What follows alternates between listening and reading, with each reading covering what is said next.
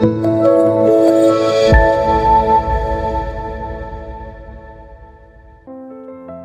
boleh cerita, pasangan bertengkar di depan anak, ini nih efeknya.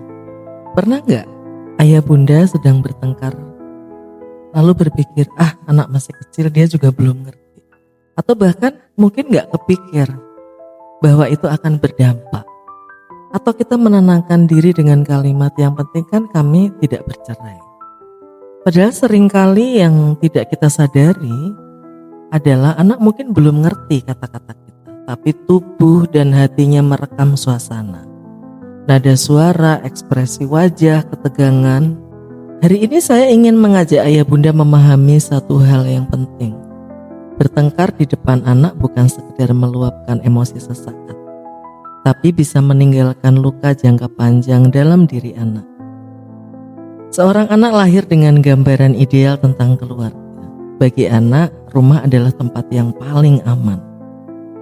Ayah dan ibu adalah dua orang dewasa yang ia yakini rukun, saling menjaga, saling sayang, dan bisa diandalkan. Ketika anak tumbuh besar dan melihat dunia yang tidak ideal, itu wajar. Dunia memang tidak selalu ramah.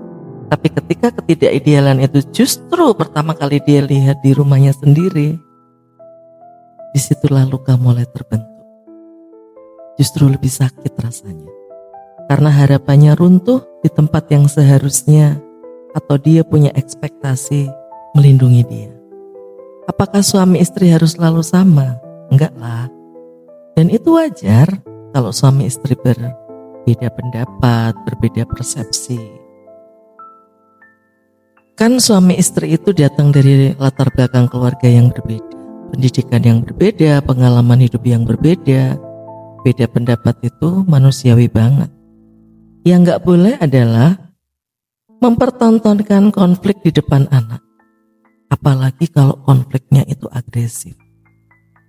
Perbedaan seharusnya dibahas dalam bentuk diskusi, bukan pertengkaran. Dan diskusi itu tempatnya kalau bisa di ring satu ya. Wilayah yang paling private yang sudah disepakati. Tempat anak gak bisa ngelihat ayah ibunya, ayah bundanya, gak denger dan gak ikut memikul emosi orang tuanya. Di depan anak, terutama yang berkaitan dengan kebijakan dalam keluarga, yang keluar hanya satu suara, satu keputusan. Ketika ayah dan ibu saling bertentangan di depan anak akan belajar inkonsistensi. Lama-lama ia akan memilih siapa yang paling menguntungkan bagi dia, siapa yang paling menyenangkan, siapa yang paling membuat dia nyaman, siapa yang paling enak. Ketika orang tua bertengkar di depan anak, anak tidak sedang belajar cara menyelesaikan masalah. Yang ia pelajari justru sebaliknya, bahwa rumah tidak aman, emosi itu boleh loh meledak-ledak kalau lagi berbeda, dan cinta itu menyakitkan. Lebih menyakitkan lagi ketika pertengkaran disertai bentakan, banting barang, bahkan kekerasan fisik. Di titik ini, anak tidak hanya takut, tapi kehilangan rasa aman. Inilah yang sering disebut broken home. Broken home itu bukan semata-mata tentang perceraian ya. Tapi broken home itu juga dimaknai ketika rumah itu sudah mulai kehilangan ketenangan. Luka pada anak tidak selalu terlihat saat ini. Ada anak yang tumbuh menjadi terlalu diam. Ada yang tumbuh dengan kemarahan. Ada juga yang selalu merasa bersalah dan merasa harus bertanggung jawab atas konflik orang tuanya. Bahkan bisa jadi dia menjadi sosok yang people pleaser. Dia merasa harus bertanggung jawab terhadap kebahagiaan orang lain.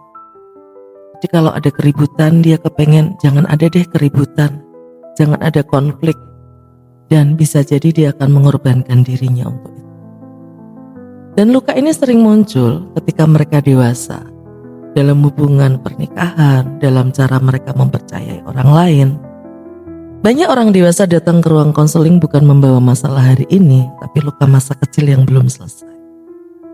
Ayah bunda, anak tidak membutuhkan orang tua yang sempurna. Anak hanya membutuhkan rumah yang aman. Kalau berbeda pendapat, diskusikan. Kalau emosi sedang tinggi, jeda dulu. Jangan paksa untuk diskusi.